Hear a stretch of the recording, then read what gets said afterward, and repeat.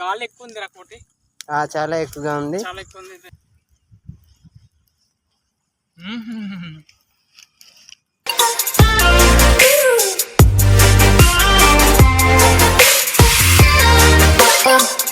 Friends బాగున్నారా?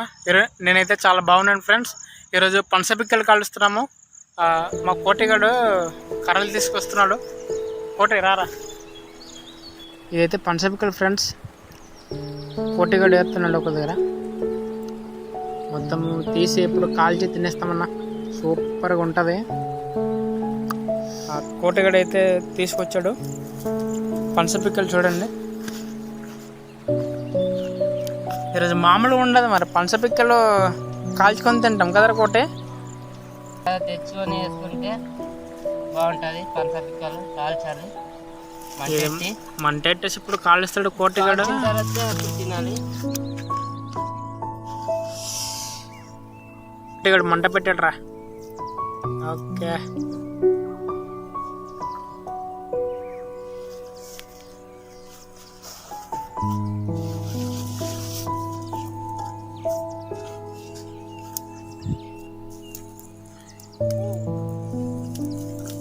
గాలి ఎక్కువ ఉంది రా కోటి.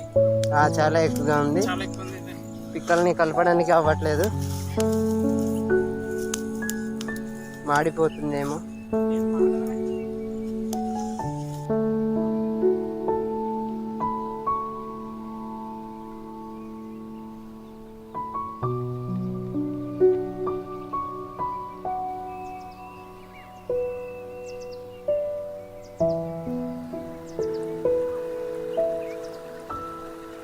తీసేసిన తర్వాత ఒక దగ్గర కాల్చుకున్నాం ఫ్రెండ్స్. కాల్చుకొని కోటి దగ్గర చూపెట్టి ఒకసారి.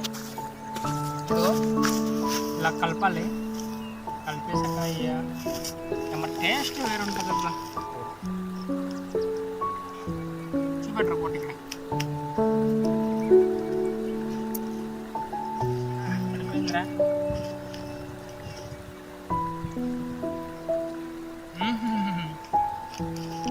అద్భుతం కోటి. నీవు కూడా ఒకటి తినరా, సూపర్గా ఉంటుంది. కోటిగాడైతే ఒలుస్తున్నాడు పైన తొక్క.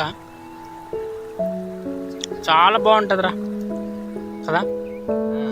ఈరోజు క్లైమేట్ బాగుందిరా కోటి కదా.